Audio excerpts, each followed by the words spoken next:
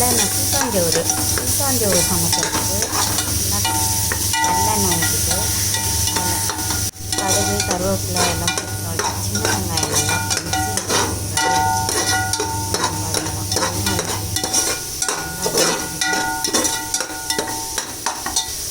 நல்லா வதங்கணும். வதங்கி முடித்ததும் மிளகு சீரகம் லைட்டாக அதுவும் வறுத்துட்டு நல்லா வறுக்கணும் பண்ணலாம். வறுத்துட்டு இன்னும் பாதியமாக பொடி பண்ணிவிட்டு அதையும் அதில் போட்டு தக்காளி நல்லா பொடி நறுக்கி வச்சு அதையும் போட்டுக்கணும். நல்லா வதக்கணும். நல்லா வதங்கி வந்ததும்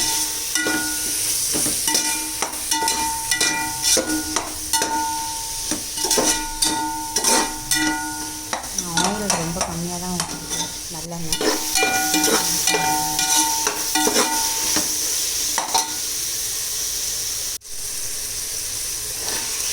காராமணி ஊற வச்சுட்டு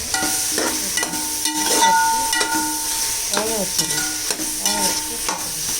பருப்பு காராமணி வரணும் வெள்ளை காராமணி வரணும் எதுவாக இருந்தாலும் வேக வச்சு போட்டுக்கணும். சுரக்காய் நல்லா பொடியாக நறுக்கி வச்சு அதையும் அதில் போட்டுக்கணும்.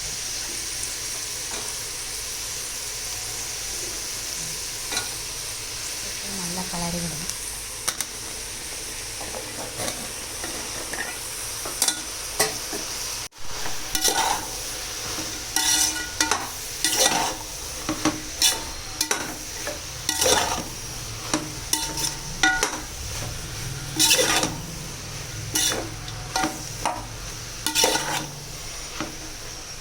சுரக்காயிலே நல்லா தண்ணி வரும். வேகணும் சாதம் வேகம் போது உப்பு போட்டுக்கிட்டு நான் கல்லுப்பு மிக்சியில் பொடி பண்ணி வச்சுப்பேன். அந்த உப்பு மஞ்சப்பொடி குழம்பு மிளகாப்பொடி வீட்டிலே அரைச்சது அதாவது சீரகம் அதெல்லாம் போட்டு அரைக்கணும். தனியாகவும் மிளகாவும் சேர்த்து அரைக்கிறது கூட போடலாம். பட் காரம் எனக்கு கம்மியாக வேணும்னு மிளகாப்பொடி போட்டுருக்கேன். இதில் புளி தண்ணி வெறும் தண்ணி ரெண்டும் மிக்ஸ் பண்ணி வச்சுக்கணும். கொஞ்சோண்டு கரைச்சி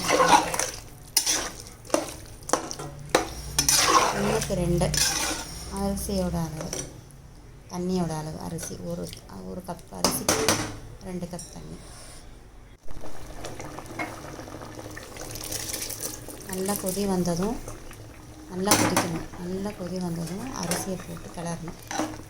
கிளறிட்டு நெய் விட்டுட்டு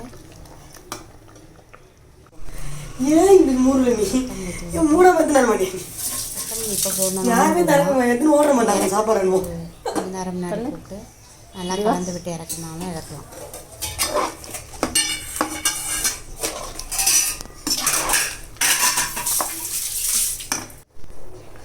நெய் விட்டுட்டு நல்லா பசு நெய் அது வாங்கினது கடையிலலாம் வாங்குகிற நெய்யில் நல்ல பசு நெய்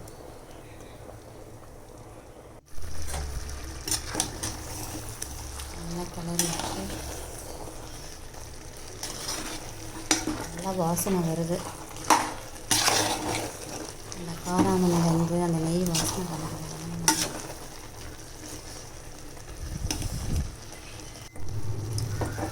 லாஸ்ட்டில் என்ன பண்ணுவேன்னா கீழே தவா போட்டு டம் போட்டு